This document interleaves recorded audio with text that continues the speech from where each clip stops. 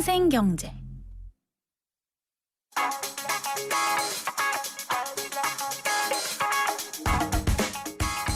안녕하세요. 멜로디경제 대중음악평론가 이대화입니다. 전 세계 가장 많은 사람들이 이용하는 스트리밍 서비스 사운드 클라우드가 최근 심각한 경영난에 부딪혀 난항을 겪고 있다는 소식이 전해지고 있습니다.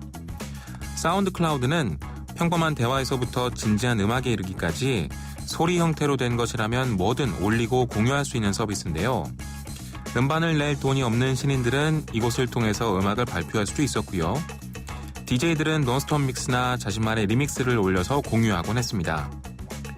그런데 이 엄청난 사용자를 보유한 사운드 클라우드는 무료로 이용이 가능합니다. 무료는 사용자를 많이 모을 수 있는 장점이 있고, 그렇다면 다음 단계는 이 사용자들을 기반으로 수익 모델을 만들어야 하는데 이 부분에서 난항을 겪는 모양입니다.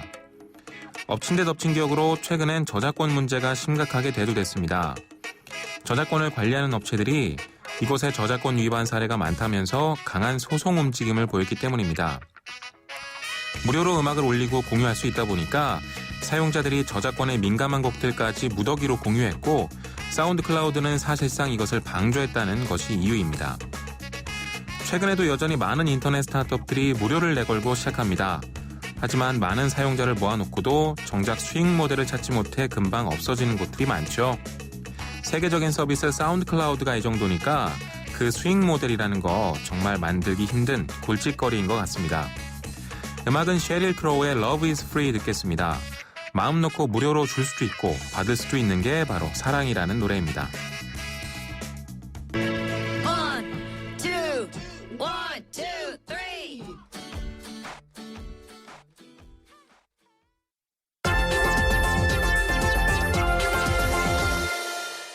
김인경의 생생경제. 논란이 되고 있는 경제 이슈에 생생경제가 떴다. 생생경제 오늘의 두 번째 인터뷰는요. 모뉴엘 사태로 불거진 기술금융의 위기입니다.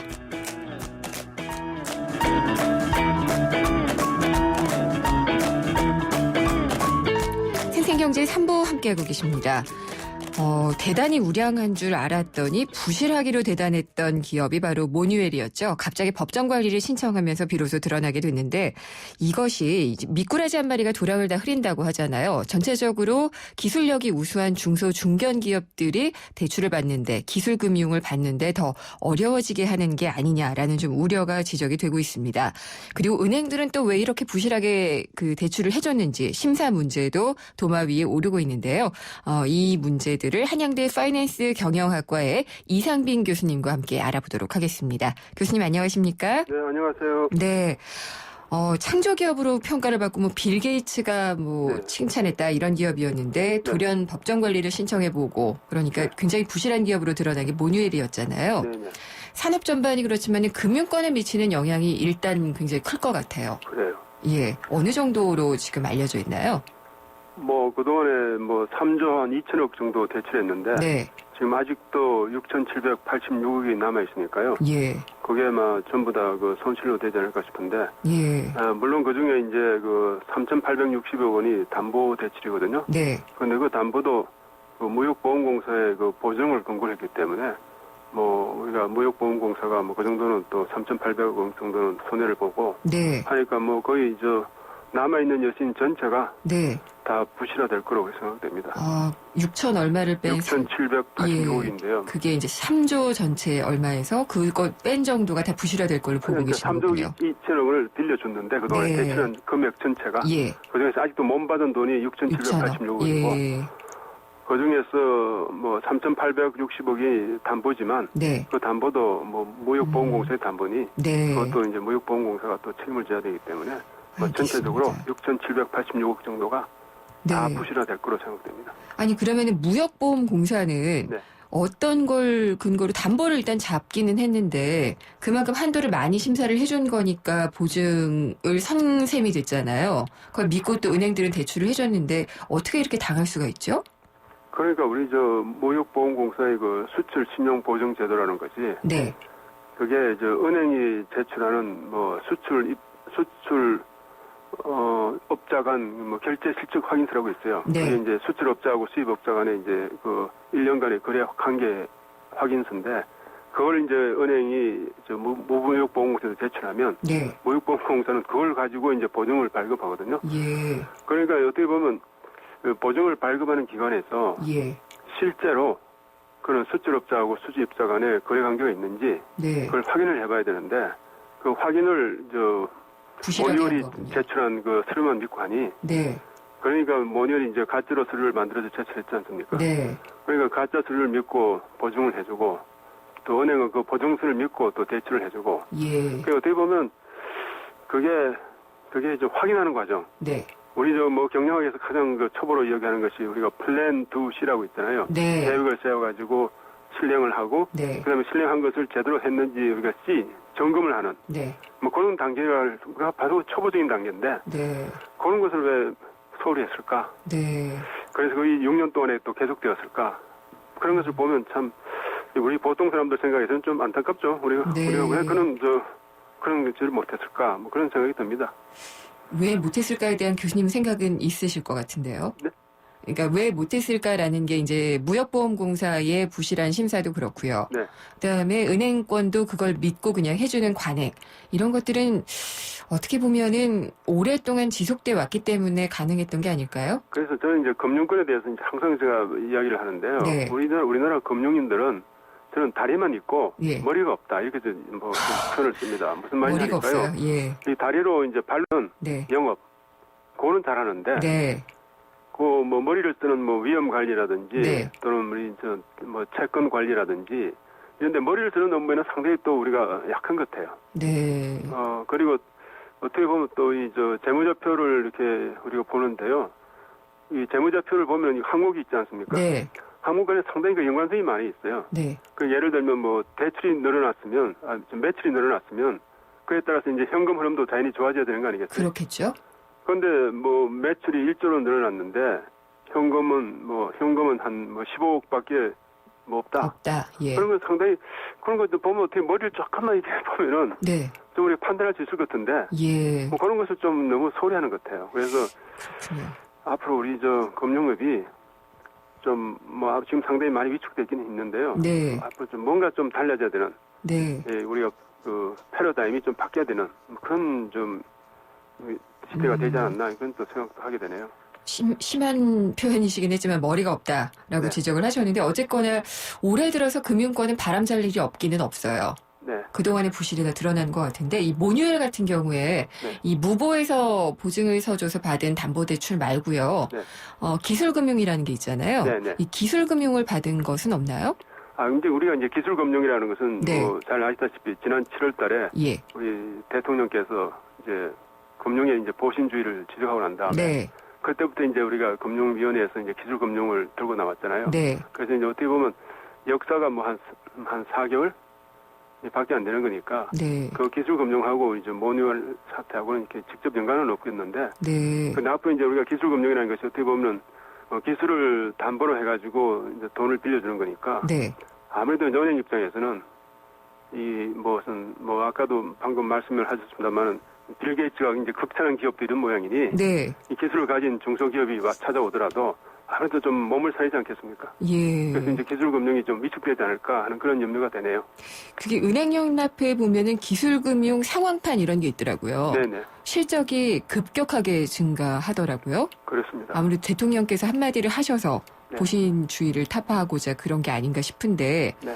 근데 그런 실적 위주로 가다 보면은 자칫 이제 부실했다라는 인식을 하게 되고, 네. 그러면은 방금 말씀하신 대로 빌 게이츠가 칭찬해도 돈을 안 빌려주게 되는 그런 보신주의가 다시 또 떠오르지 않을까 걱정이에요. 맞습니다. 그러니까 우리 뭐 기술금융이라는 것은 사실은 총론에서 보면은 뭐 당연히 좋은 거죠. 네, 당연히 그렇게 가야 되고요. 우리 좀 은행이 너무 담보 대출 위주로 가니까 네, 이제 기술금융 쪽으로 이제 가는 건 당연한 추세인데 단지 문제는 그 기술금융을 그 진행하는 속도가 네, 너무 빠르다. 너무 빠르다. 네, 그러니까 네. 어떻게 보면 기술금융을 하려면 이제 기술평가라는 걸 해야 되잖아요. 네. 기술평가를 하려면 사실 기술평가한다는 것이 상당히 어려운 일이잖아요. 지금 이 기술금융할 때 평가하는 곳이 한 3곳 정도 있는 것 같더라고요. 네, 3곳 정도 있는데요. 네. 거기 또 지금까지 뭐 4개월밖에 되지 않았는데 네. 그동안에 이제 기술 평가라는 것이 상당히 어려운 일이고요. 네. 그리고 사실은 기술을 가지고 있는 사람도 내가 과연 이 기술이 성공할까? 예. 그것도 상당히 좀 그렇거든요. 그래서 이제 그걸 갖다 은행이 평가해가지고 그걸 평가를 기준으로 해가지고 돈을 대출해 준다는 것은 네. 어떻게 보면 그 상당히 그런 그 시스템, 네. 그 기술 평가를 할 수 있는 시스템이 갖추어져야 되고 또 인력도 양성해야 되고 그런 환경 조성 없이 네. 너무 이제 무리하게 나가는 뭐 그런 면이 조금 염려가 되고요. 교수님, 그러면은 이 기술을 제대로 평가해서 대출을 해줄 수 있는 네. 그런 시스템이라는 것은 결국은 인력일 것 같고요. 네. 어떤 교육일 것 같은데 그건 어떻게 만들 수 있나요? 그래서 저는 이 기술 대출을 해줄 때요, 기술 네. 금융을 해줄 때는 예. 우리가 사실 금융에서 가장 기본적인 것이 이게 정보의 비대 정책이라고 조금 뭐 어려운 말인데요. 그 돈을 빌려가는 사람하고 돈을 빌려주는 사람 간에 네. 정보가 똑같지 않거든요. 예. 우리 그래서 그런 정보의 불균형을 해소하기 위해서 우리가 사전 대출 심사라는 걸 하는데 이 기술 금융이라는 것은 어떻게 보면 그 사전 대출 심사만 가지고는 좀 부족한 것 같아요. 네. 왜냐하면 뭐 기술이라는 건 뭐 아시다시피 참 거의 변화무궁하잖아요. 알 수가 없을 그래, 알 수가 경우가 있죠. 없습니다. 예. 그래서 그 사전 대출 심사보다는 네. 사후 관리를 잘해야 돼요. 아, 그러니까 예. 이제 기술 금융을 해주면 네. 과연 돈을 빌려간 사람이 네. 그 기술과 관련돼서 돈을 사용하는지 아니면 그 돈을 가지고 이 모니얼 사태에서 보듯이 네. 돈을 빼돌리는 건지 예. 그 사후 관리가 네. 사전 심사보다 더 중요하거든요. 그러면 지금 기술금융 도입했잖아요. 4개월 정도 됐는데 네. 평가하는 곳이 어디고 지금 사후에 검증하는 곳도 그것들인가요? 그러니까 사후 검증은 어떻게 보면 은행에서 해야죠. 예. 은행에서 이제 돈을 대출해 줬으니까 은행에서 네. 이제 그 아까 말씀하신 기술을 평가하는 기관이 3군데가 있는데 네. 거기서 이제 기술 평가한 걸 근거로 해가지고 네. 돈을 대출해 주지만 결국 이제 그 돈을 대출해 준 은행이 책임을 져야 되거든요. 나중에 아. 부실화되면은. 네. 네. 그러니까 은행에서는 그 외부에서 평가한 그 평가서도 중요하지만 사전 예. 대출 심사도 중요하지만 보다 중요한 것은 대출한 후에 네. 그 사후 관리 네. 거기에 은행이 좀 중점을 둬야 될 것 같아요. 맨날 왜냐하면 이럴 때 예. 네. 이럴 때 해외 예를 좀 많이 여쭤보게 되는데요. 네. 해외 같은 경우에는 어떤가요? 해외는 어떻게 보면 이것이 그 은행 아까도 우리 기술금융에도 문제점 하나는 이게 너무 은행 위주로 간다는 것도 문제거든요. 네. 그 은행에서는 어떻게 보면 그 사전 대출 심사만 역량이 있지 사후 관리는 좀 약하거든요. 그래서 어떻게 보면 이제 자본 시장을 좀 끌어들여 가지고 네. 이제 우리가 이런 기술 금융을 활성화할 필요가 있고 그리고 은행의 경우에도 외국인 예를 보면 네. 뭐 외국에서도 별다른 게 있겠습니까? 그 사전 심사는 이제 약하니까 네. 어차피 참 하기가 힘드니까 예. 사후 관리 쪽으로 역점을 둘 수밖에 없습니다. 그렇군요. 이게 그러면은 벤처 캐피탈이라는 곳도 있잖아요. 네네. 정말 기술만 보고 네. 투자를 네. 과감하게 해주는 곳인데 그곳과는 조금 다른 개념으로 봐야지 되는 건가요? 기술금융은? 아니 기술금융도 어떻게 보면 사실은 아까 지금 방금 이야기가 나왔습니다만 너무 네. 은행 위주로 가지 말고 네. 그 벤처 캐피탈 네. 다시 말하면 자본시장을 통해서 예. 우리 이 기술금융이 좀 더 활성화될 수 있도록 기술금융이라는 것은 이제 기술을 담보로 해가지고 돈을 빌려가는 거니까 네. 돈을 이제 조달하는 거 아니겠습니까? 예. 그래서 은행은 어떻게 보면 이 기술금융은 고비용 고수익이거든요. 네. 그래서 은행 입장에서는 너무 이렇게 위험을 떠안는 것도 바람직하다고 볼 수는 없어요. 그래서 예. 앞으로의 방향은 이 기술금융을 은행 위주에서 좀 자본시장 위주로 갈 필요가 있고 네. 또 은행이 한다 하더라도 예. 이 사전 심사보다는 사후 관리에 집중하라. 사후 관리. 네네. 예. 은행이 사후 관리 시스템까지 마련하려고 그러면은 일단은 좀 비용도 많이 든다고 꺼려하지 않을까요? 그 대신 이제 우리가 지금같이 담보 대출만 하면은 네. 뭐 위험은 적지만 또 수익도 적거든요. 네. 그래서 은행 입장에서는 좀 자기들의 그 영역을 좀 다양화시킨다. 뭐 그런 필요성에 그런 요청에 의해 가지고 네. 이런 고위험 고수익 분야로 진출해야 되는데 네. 그렇게 진출하려면 그렇게 진출할 수 있는 여건이 갖춰져야 되겠죠. 그 그럼 여건을 교수님, 갖추는 것이 예. 바로 저는 그 사전 심사보다 사후 관리를 할 수 있는 체제를 먼저 갖춰라. 네. 그것이 은행이 기술 금융에서 성공할 수 있는 길이다. 그렇군요. 이렇게 생각합니다. 지금 갈 길은 정해졌거든요. 네. 가야 할 방향은 정해졌는데 네. 혹시라도 이 기술금융이라는 게 이번 정부가 화두로 던진 창조경제를 위해서 속도를 엄청 내고 있다고 아까도 말씀을 나눴잖아요. 네. 지난 정부 때 녹색금융이 네. 비슷한 꼴이었거든요. 네. 이렇게 되지 않을까 좀 걱정이 되는데 어떻게 보시나요? 그래서 지난번에도 우리가 이제 지난 정부 때는 녹색금융 하다가 지금은 예. 없어졌고, 이제 이번 정부는 이제 그 기술금융 하다가 또 없어지지 않느냐 이런 네. 우려가 있는데요. 저는 녹색금융이나 기술금융이나 거의 기술을 토대로 해가지고 돈을 빌려준다는 의미에서는 같다고 보고, 네. 우리 금융의 패러다임이 담보 대출에서 신용 대출, 예. 또 기술 대출로 가야 되는 데는 방향은 옳다고 봅니다. 맞고. 예. 그래서 앞으로 이 기술금융이 좀 정착을 하고, 네. 그래서 그걸 기반으로 우리나라 금융계가 좀 바뀌고, 예. 그런데 그런 방향은 저는 옳은 방향으로 봅니다.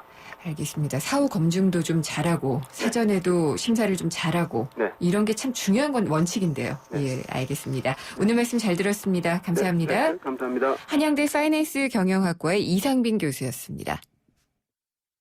삼성 신도시 분양 속보입니다. 눈앞엔 골프장 조망, 단지 앞엔 초중고교와 도서관, 중심 상업시설까지 가까운 968세대 대단지가 옵니다. 상위 40개 건설사 중 부채 비율이 두 번째로 낮다는 그 동일이죠. 삼성이 아껴둔 중소형 대단지, 고양 삼성 7블럭, 동일 스위트 1차 오픈 중. 문의 02381-7373. 네, 생생경제 잠시 후 4부에서는 경제 이면을 짚어보는 경제뉴스 뒤집기 그리고 경제주치의가 준비가 돼 있습니다. 경제뉴스 뒤집기에서는 정말 떨어져도 너무 떨어지는 엔화, 우리 경제에 미치는 영향을 심도 있게 짚어보겠고요. 경제주치의에서는 지금 통신비 부담이 스마트폰 대중화와 함께 엄청나게 부담이 되고 있는데 스마트 푸어라고 할 정도입니다. 이 가계 통신비를 낮출 수 있는 방법 알아보고 상담도 해드리도록 하겠습니다. 궁금한 점이나 의견 있으면 문자 보내주세요. 샵에 0945, 짧은 문자는 50원, 긴 문자는 100원이 부과되는 휴대전화 우물정에 0945번으로 보내주시면 되고요. YTN 라디오의 애플리케이션 예스나 또 페이스북과 트위터 생생경제 페이지를 찾아주셔도 됩니다. 잠시 후 4부에서 뵙겠습니다. 세계적인 교육 중심지 런던과 미국 본토 교육이 뿌리내린 괌에서 YTN 주니어 영어 캠프가 여러분을 기다립니다. 품격 있는 영국식 영어를 만나볼 수 있는 런던 영어 캠프는 전통 있는 명문대학 캠퍼스에서 이루어지며 유럽의 역사가 숨쉬는 유적지도 둘러보게 됩니다. 따뜻한 기후와 아름다운 해변을 자랑하는 괌 영어 캠프는 명문 사립학교 정규 수업에 참가하며 해양 레포츠도 체험할 수 있습니다. 참가 신청은 YTN 웹사이트와 런던 캠프는 서울전화 723-0550, 괌 캠프 서울전화 533-0585에서 받습니다. 일하고 싶은 사람, 인재를 찾는 기업, 고양시 일자리 센터를 만나면 고민 끝. 새로운 희망이 시작됩니다. 지속 가능한 일자리를 창출하는 100만 행복도시 고양. 고양시 일자리 센터와 함께라면 당신도 일할 수 있습니다. 자세한 사항은 031-807-3665 또는 검색창에 고양시청 일자리 센터를 찾아보세요. 031-807-3665.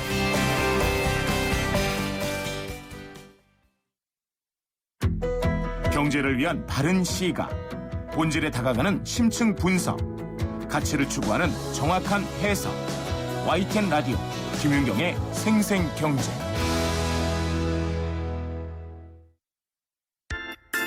친절한 경제, 오늘의 경제 키워드. 안녕하세요. 경향신문 조미덕 기자입니다. 오늘의 키워드는 해지입니다. 해지는 원래 울타리라는 뜻인데요. 경제에서는 미래의 가격이 오르거나 내려서 생기는 위험을 사전에 막는 걸 뜻합니다. 대표적으로 당장 내일 어떻게 변할지 모르는 게 환율이죠. 한국 기업이 미국의 물건을 1달러에 팔기로 계약했는데 달러당 환율이 갑자기 1,000원에서 800원으로 떨어지면 기업 입장에선 앉은 자리에서 200원을 손해보겠죠. 그래서 한국 기업이 앞으로 환율이 변하더라도 1달러에 1,000원으로 고정해서 거래하자고 미리 약속을 합니다. 그게 해지입니다. 대신 이런 약속을 하면 환율이 1,000원에서 1,200원으로 올라도 이득을 보진 못하는 거죠. 그러니까 해지는 단순히 손실을 줄이려는 게 아니라 미래의 불확실성을 줄이려고 울타리를 치는 거라고 생각하면 됩니다.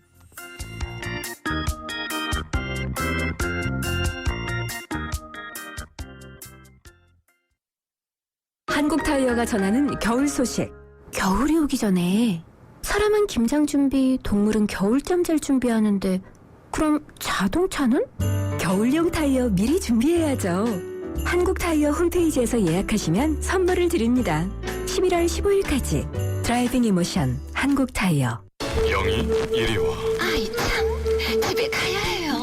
보일러 안 껐단 말이에요. 하긴 보일러를 집에서만 켜고 끄던 때도 있었지. 국내 최초 스마트폰으로 컨트롤하는 컨덴싱 원격 제어 보일러. 컨덴싱 보일러 여기까지 왔다. 국가대표 보일러 형동나비엔.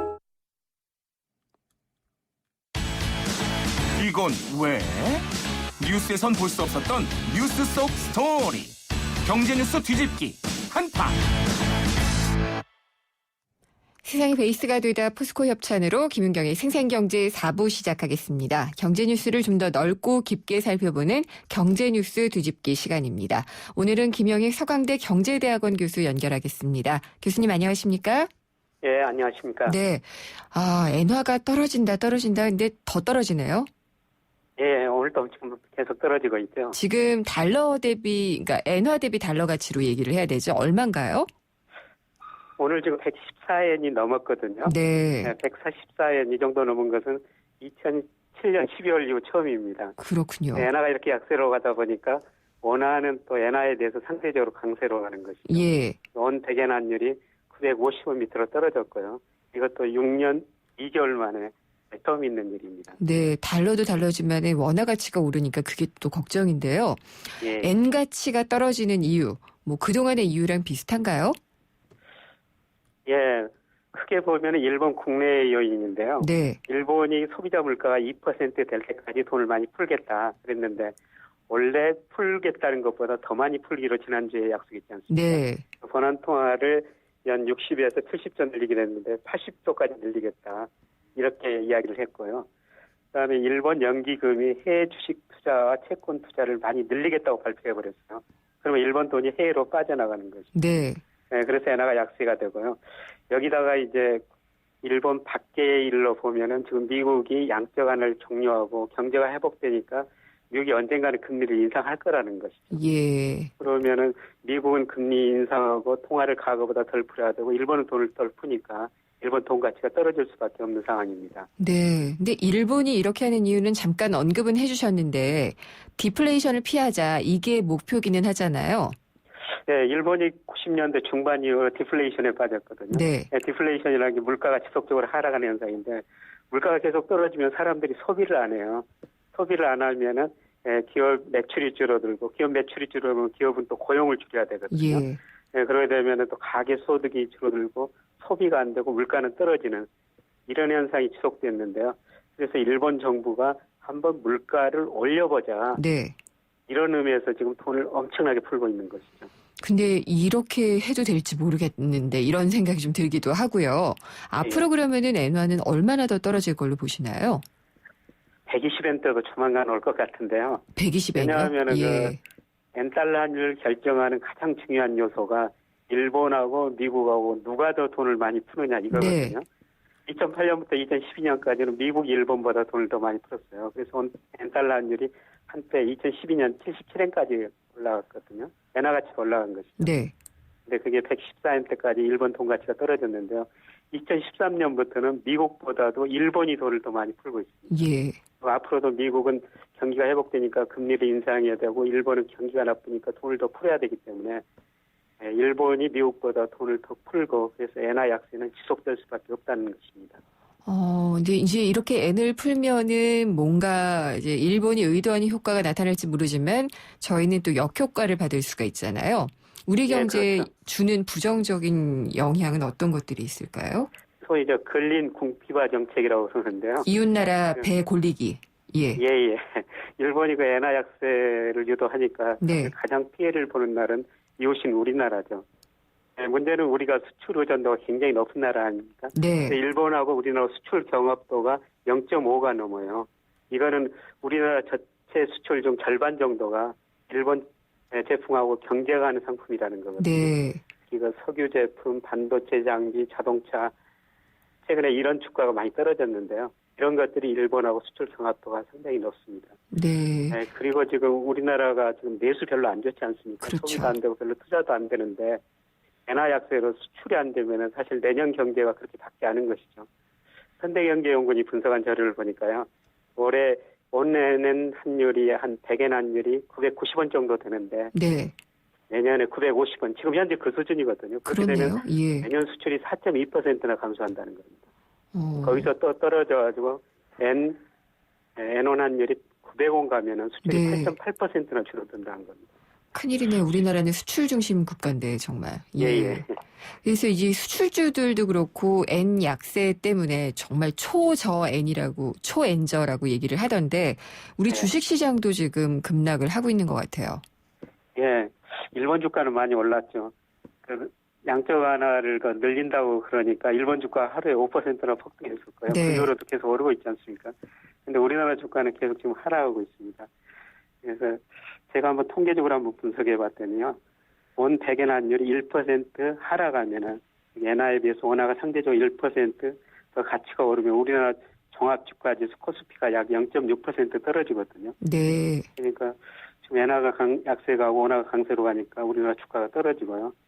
업종별로 보면은 뭐 화학업종, 운송장비, 전기전자 이런 것들이 상대적으로 더 큰 영향을 받고 있습니다. 우리 주식시장에서 지금 그런 모습이 나타나고 있는 것 같습니다. 예. 근데 혹시라도 N 약세로 얻을 수 있는 우리의 긍정적인 어떤 그런 부분은 없을까요? 네, 물론 긍정적인 영향도 있죠. 네, 미국이 금리를 인상하면은 사실 미국이 돈을 많이 푸는 과정에서 미국 돈이 우리나라 금융시장에 많이 들어왔는데요. 미국이 금리를 인상하면 미국 돈이 일부 빠져나갈 수밖에 없거든요. 네. 근데 일본이 돈을 많이 풀고 일본 공적연금이 투자를 늘리기로 했거든요. 그 돈 일본계 자금이 우리나라로 들어오면은 예. 미국 자금이 빠져나가더라도 일본 자금이 들어오면은 우리나라 금융시장은 어느 정도 안정될 수가 있겠고요. 네. 그다음에 무엇보다도 사실 우리나라 그 대일 무역 수지를 보면 계속 적자나고 있거든요. 그렇죠. 작년에도 우리나라 전체 무역 수지 흑자가 440억 달러였는데 일본한테는 250억 달러 적자였었어요. 네. 그만큼 일본의 중요한 소재를 아직도 수입하고 있다는 것인데 수입하는 입장에서는 뭐 싸게 수입할 수가 있죠. 네. 소재를 싸게 살 수 있는 이런 긍정적인 영향도 있고 요즘 제가 곰곰이 생각해 보는 것은 우리 경상수 흑자가 연간 800억 달러 정도 나오거든요. 네. 이 돈 가지고 일본 엔화가 약세될 때 그래서 일본 기업 첨단 기업을 좀 샀으면 어떨까 그런 생각까지도 듭니다. 가격이 싸졌으니까요, 상대적으로. 예. 네. 예. 가능한 얘기일 것 같은데. 예. 그러면은 그 각각의 어떤 이 경제 주체별로 이 N약세에 대한 대책이 필요할 것 같아요. 뭐 정부나 통화당국의 차원이 있을 거고 개인이나 기업 차원이 있을 텐데 어떻게 하면 좋을까요? 우선 그 정책 당국 특히 한국은행인데요. 네. 저는 계속 이 방송에서 통화를 좀 신축적으로 운영해달라 이런 말씀을 드리는데 엔화가 약세되는 만큼 원화도 어느 정도 약세돼야지 되거든요. 그래야지 우리나라 수출 경쟁력이 가격 경쟁력이 유지가 될 수가 있죠. 한국은행이 조금 더 금리 더 내리고요. 그다음에 돈도 좀 풀었으면 좋겠다 이런 생각이 들고요. 그러면은 우리가 환율 전쟁에 동참하는 거 아니에요? 남들 싸우는 데 가서 조금 구경만 하지 말고 같이 좀 싸워야 되지 않는가 이렇게 생각이 듭니다. 네. 그리고 기업 측면에서는 사실 환율 변동이 심하거든요. 네. 조만간 유럽 중앙은행도 유럽 경기가 굉장히 나쁘니까 또 일본처럼 양적 완화를 단행할 수가 있어요. 그러면 아마 원 유로 환율도 크게 변동할 수 있을 것 같고요. 우리나라 통화가 미 달러에 대해서는 어느 정도 약세를 보일 수 있지만 유로나 엔에 대해서는 강세거든요. 네. 이 환율별로 지역별로 우리나라 기업들이 전문가 도움을 받아가지고 좀 한 해지를 해야 되고요. 근데 크게 보면은 그 환율에 영향 안 받도록 구조조정해가지고 경쟁력을 갖춰야 되겠죠. 네. 그리고 개인 측면에서 보면은 우리나라 가계 금융자산이 2,726조 정도 되거든요. 이 돈들이 국내 금융자산 투자하기는 좀 많은 편입니다. 네. 그래서 국내 주식시장도 별로 안 좋고 지금 채권 수익률도 많이 떨어지다 보니까 수익률 내기 힘들거든요. 이기에 달러, 유로, 예. 일본 여러 가지 금융상품 좀 투자 자산을 더 다양할 때가 아닌가 이런 예. 생각을 해보게 됩니다. 해외 투자로 좀 넓혀볼 기회일 수도 있다라는 말씀이시네요. 그렇습니다. 네, 말씀 잘 들었습니다. 감사합니다. 예, 고맙습니다. 김영익 서강대 경제대학원 교수였습니다. 생생경제를 다양하게 만나는 방법.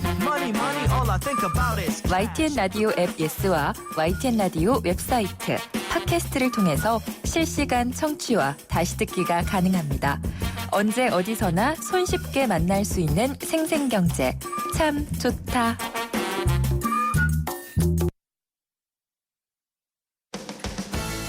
든든한 우리 집 경제 주치 생생주치. 네, 경제주치 시간입니다. 오늘은 재무 이슈 알아볼 텐데요. 에듀머니의 김준하 팀장 나오셨습니다. 안녕하십니까? 네, 안녕하세요. 뭐 가계소득 안 늘잖아요. 네. 통신비 부담은 엄청나요. 네, 계속 점점점. 늘고 있죠. 네. 이걸 줄인다고 단통법 한 거잖아요. 네, 그렇죠. 근데 네. 무의로 끝나고 있네요. 네. 네. 실제로 보니까 뭐 최근 발표된 자료 보니까 10월부터 이제 단통법이 시행됐잖아요. 네. 근데 이때 이제 오히려 단말기 보조금이 한 60% 이상 줄었답니다. 그래서 가계통신비 실질 부담이 4.3% 정도 늘어난 걸로 네. 오히려 분석이 되고 있습니다. 이분들이 바로 호구 고객인 호객님이로군요. 네, 그렇죠. 네. 호객님 말고 이제 이 아이폰 6 대란에 참여하신 분들도 있기는 있지만 네. 대부분의 경우에는 이렇게 더 비싸게 주고 사게 된다는. 이제 다들 비싸게 주고 사시는 거죠. 요금제도 비싸고요. 네, 그렇죠. 네. 네. 근데 사실 가계통신비 저도 많이 늘어났다고 생각은 해요. 왜 네. 이렇게 많이 나가나 이런 생각이 드는데 네. 실제 통계가 있죠. 네, 일단 통계청에 이제 가계동향 조사가 있습니다. 여기 보니까 물가 상승률을 감안해서 전국 가구 실질 가격 기준의 월평균 통신비 지출이 2009년 1사분기가 12만 9,420원에서 네. 올해 1사분기 16만 6,506원으로 이게 5년간 무려 28.7%가 늘어난 걸로 좀 확인이 됩니다. 그리고 여기 항목별로 보면 이제 통신 장비비, 통신 서비스 우편비 이런 것들이 있는데 보니까 통신 장비비 같은 경우는 2009년에는 1,949원. 예. 근데 올 1사분기가 36,108원. 이더라고요. 단위가 다르네요. 예, 무려 이제 18배가 늘어났고요. 통신 서비스 비용도 뭐 12만 7,345원에서 13만 2,729원, 한 4% 이상 이렇게 증가를 했습니다. 그리고 이게 이제 가계 소비 지출 비중에서도 살펴보면 2009년 1사분기가 대략 한 5.8%. 네. 근데 2014년 1사분기가 6.8%. 그러니까 1%포인트 정도 늘어난 거죠. 예. 네. 항목별로 보니까 딱 알 수 있을 것 같은데 네. 통신 장비비가 18배 늘어났잖아요. 5년 네, 동안. 그렇죠. 이게 네. 큰 이유겠죠? 예, 사실 가장 큰 게 이제 2009년부터 스마트폰이 보급이 네. 됐습니다. 그리고 이제 이러면서 기계값도 당연히 늘어났고 그다음에 요금제도 계속 늘어났죠. 그게 이제 가장 큰 이유고요. 예. 그리고 통신사마다 이제 새로운 서비스 계속 내놓으면서 당연히 이제 가입자의 비용 부담도 계속 커지는 상황이 되고 있는 거죠. 비용을 부담하는데 잘 모르게 부담하게 만드는 제도가 많이 있죠. 네, 그렇습니다. 네. 사실상 할부로 내고 있는데 할부가 아니냐. 네, 뭐 실제로 뭐 공짜폰 뭐 이렇게 네. 많이 보급됐는데 사실 여기에는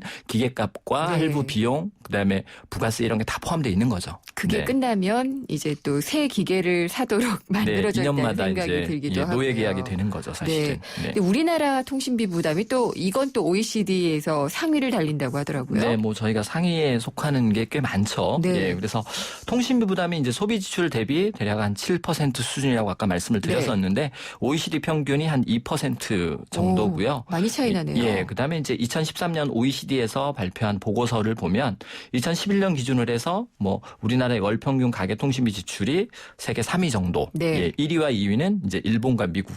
이고요. 예. 저희가 이제 우리나라가 3위 정도 차지한다고 지금 발표가 되어 있습니다. 금액으로 보면 한 15만 원 정도? 네, 이렇게 그렇습니다. 되네요. 네. 예.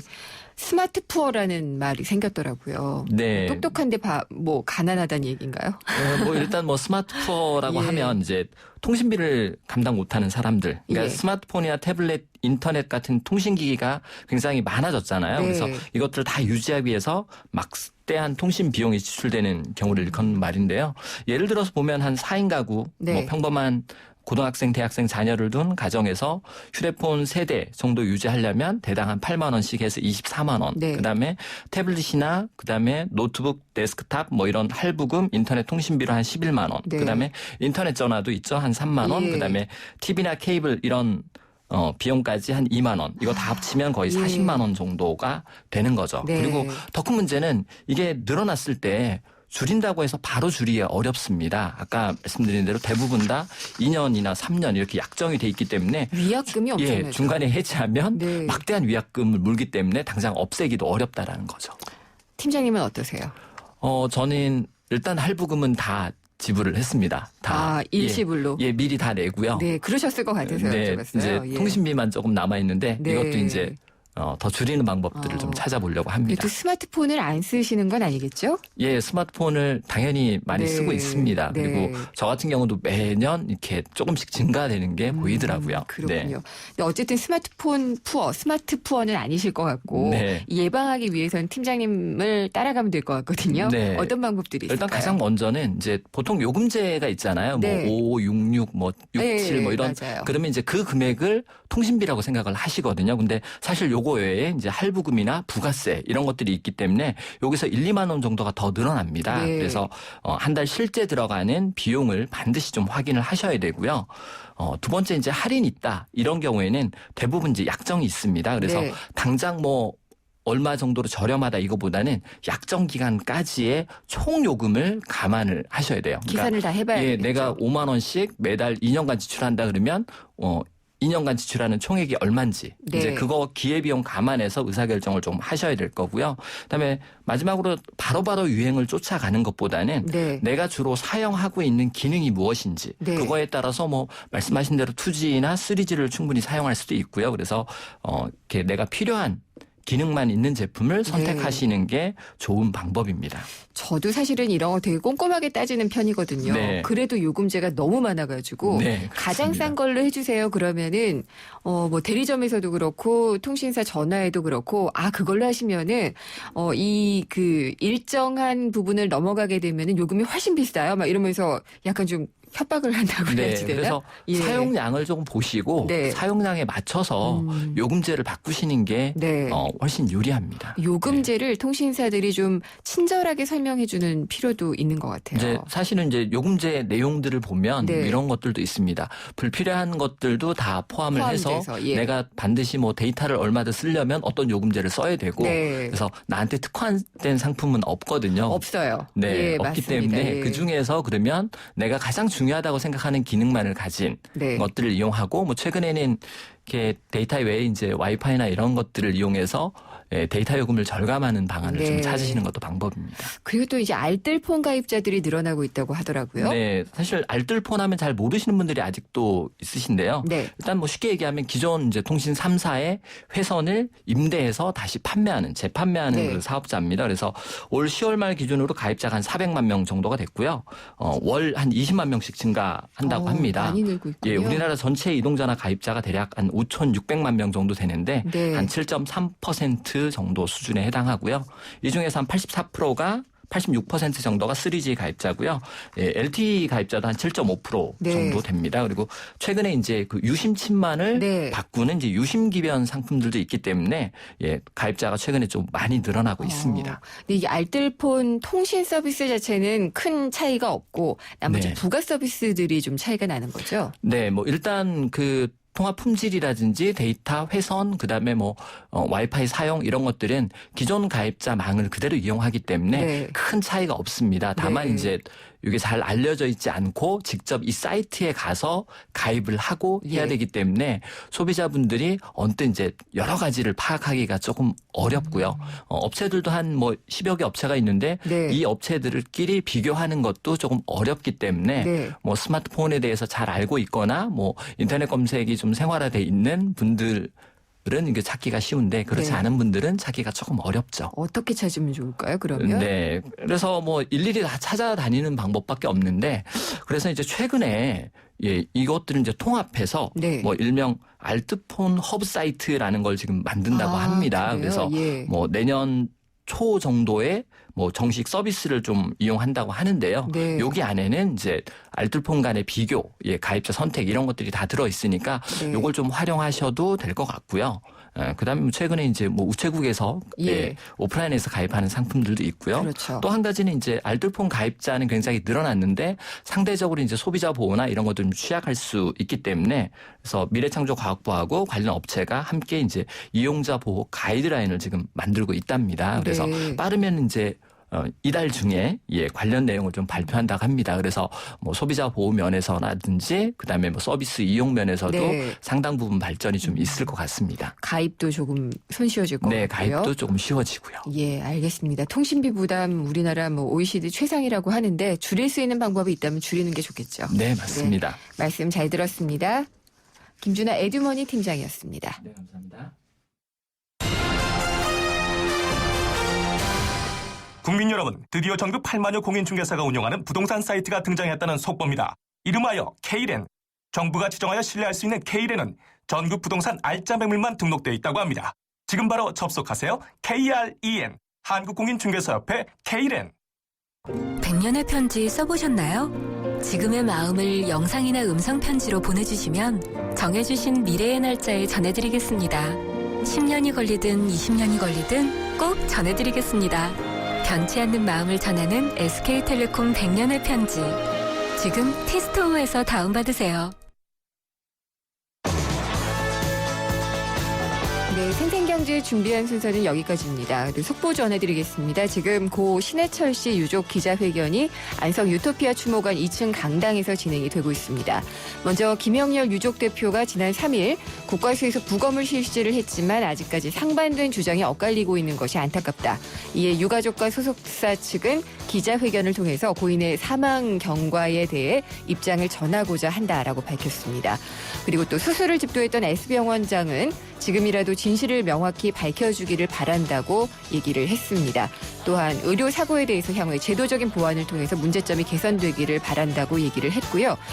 이어서 소속사 김재영 이사가 고인의 수술에서 사망에 이르기까지 경과에 대해서 시간 순으로 지금 밝히고 있는 중인데요. 자세한 소식은 잠시 후 5시 뉴스에서 전해드리도록 하겠습니다.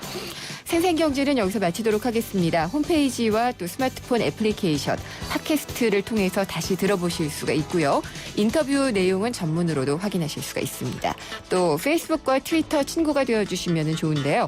트위터는 YTN_이코노미, 페이스북 페이지는 YTN 라디오 이코노미입니다. 뒷얘기 또 사진, 다양한 이야기들을 확인하실 수가 있습니다. 다음 시간에 찾아뵙겠습니다. 김윤경이었습니다.